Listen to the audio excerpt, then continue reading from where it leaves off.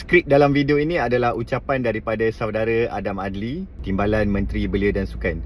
Saya pinjam kerana kami berkongsi rasa yang sama. Saudara Syed Saddiq telah menyelar kerajaan hari ini dengan gelaran NATO, No Action, Talk Only. Kerajaan yang baru beliau tinggalkan beberapa hari lepas. Wan Ahmad Faisal pula dengan kebiasaannya menggunakan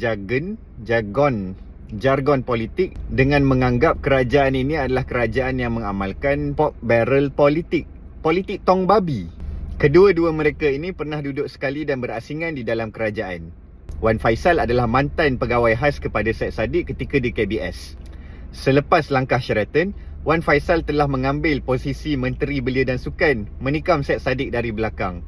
Saya yakin mereka telah berbaik semula hari ini. Alhamdulillah. Saudara Saddiq menggelar kerajaan ini sebagai No Action Talk Only berdasarkan 3 perkara. Peruntukan buat pembangkang, perisytiharan harta anggota kabinet dan pengguguran kes rasuah. 3 perkara ini sudah ada banyak penjelasan di luar dan di dalam parlimen dengan sudut pandang yang berbeza. Berkenaan dengan isytihar harta, Yang Amat Berhormat Perdana Menteri dah umumkan bahawa pengisytiharan sahaja-saja mengikut format sesiapa pun bukan satu pengisytiharan yang baik. Sewajarnya ada satu mekanisme yang lebih telus dan menyeluruh. Sebab kalau sesiapa pun nak isytihar harta politik ini, ia mungkin menjadi satu sandiwara dan gimik politik sahaja. Kerana tidak ada format yang khusus, sesiapa pun boleh isytihar harta mengikut cita rasa mereka. Ini bukan setakat ada dalam kenyataan media. Ia disepakati menerusi mesyuarat jawatan kuasa khas kabinet berkenaan dengan anti rasuah. Siri 17, bilangan 1 yang dipengerusikan oleh Yang Amat Berhormat Perdana Menteri sendiri. 2 perkara lain pula, pengguguran kes mahkamah yang disebut Syed Saddiq ini saya yakin lebih merujuk kepada kes Timbalan Perdana Menteri berbanding ahli parlimen paguh.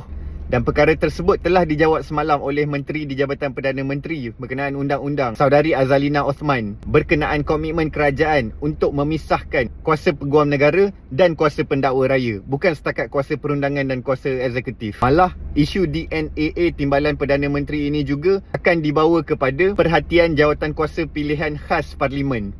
Selain akan dijawab sendiri oleh Yang Amat Berhormat Perdana Menteri di Parlimen pada hari ini, 19 September. Pada masa yang sama, soal peruntukan pembangkang ini, seperti saya sebut dalam video-video saya sebelum ini, ia dah jadi satu drama. Sudah berulang kali di dalam Dewan dan di luar Dewan Rakyat diingatkan kepada pembangkang untuk memulakan rundingan. Mungkin tanda-tanda rundingan itu sudah ada, tetapi akhirnya ia sengaja menjadi modal untuk bercakap dan modal untuk mengatakan kepada rakyat serta penyokong mereka seolah-olah kerajaan hari ini adalah zalim kerana tak nak langsung bagi peruntukan kepada pembangkang.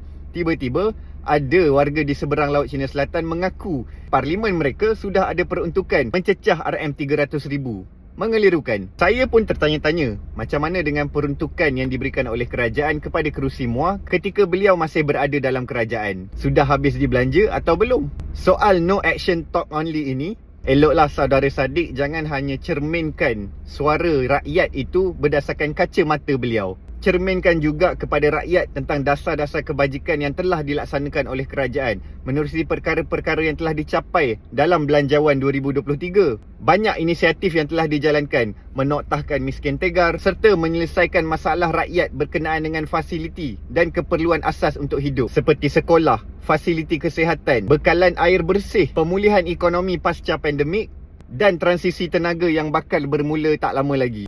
Buat saudara Wan Faisal, entah dari mana pula datang terma politik tong babi ini yang tiba-tiba muncul dalam Malaysia, sedangkan dalam kawasan beliau sendiri di Parlimen Machang sudah menerima peruntukan yang sangat tinggi, mencecah RM1.44 bilion dalam bentuk infrastruktur asas termasuk jalan dan jambatan. Belum lagi kira komitmen Yang Amat Berhormat Perdana Menteri untuk membantu Kelantan menyelesaikan masalah air yang memakan belanja mencecah bilion ringgit. Akhirnya kita juga tertanya-tanya, adakah politik tong babi ini mengambil kira berapa banyak tong minyak masak yang dimiliki oleh anak pemimpin Perikatan Nasional?